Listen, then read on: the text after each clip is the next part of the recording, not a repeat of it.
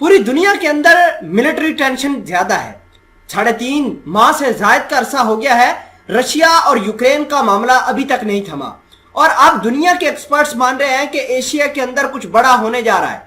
आज सिप्री जो कि एटॉमिक वेपन्स के हवाले से सालाना रिपोर्ट पब्लिश करती है, आज उसने रिपोर्ट भी पब्लिश की है। इस हवाले से कुछ फैक्ट आपके सामने रखेंगे और आपको इंटरनेशनल एक्सपर्ट्स का ये दावा एक सामने आया है कि भारत और ताइवान चाइना के रडार के ऊपर है। वहीं पाकिस्तान के वेपन्स की तादाद में भी इजाफा हुआ है जो कि भारत के लिए दर्दे सर बन चुका है।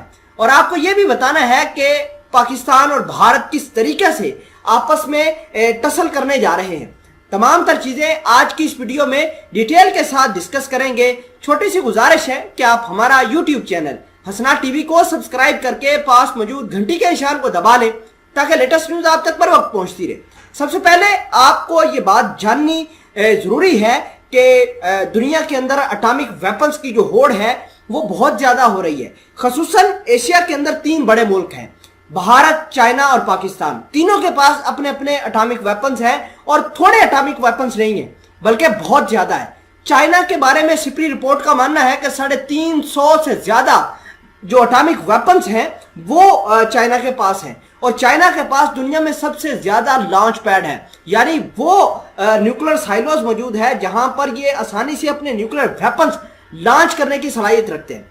आपको ये भी बता दें कि सिप्री रिपोर्ट ने कहा है कि 2021 से लेकर 2022 तक भारत ने अपने एटॉमिक वेपन्स के अंदर भी तादाद के अंदर भी इजाफा किया है।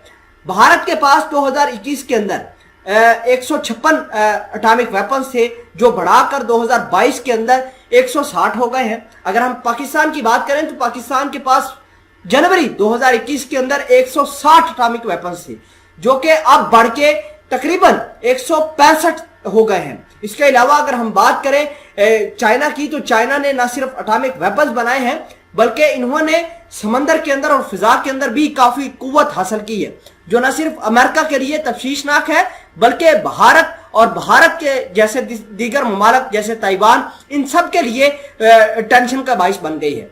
अगर हम बात करें भारत की तो भारत ने बहुत सारा असले का साजो सामान जो है वो पाकिस्तान के बॉर्डर खुसूसन गुजरात वाली साइड में लगाया है और रशिया ने जो S-400 मिसाइल सिस्टम इनको दिया था वो भी पाकिस्तान के बॉर्डर के ऊपर तैनात किया है।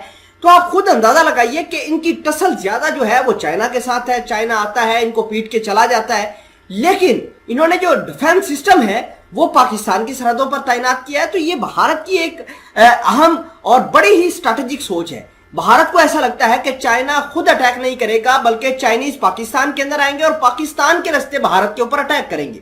तो लिहाजा भारत ने पाकिस्तान के बॉर्डर के ऊपर ज्यादा तैनाती की है।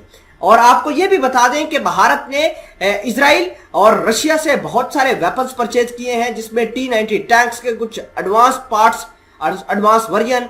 अगर हम बात करें इजराइल की तो इजराइल से ड्रोन्स एडवांस परचेज किए हैं।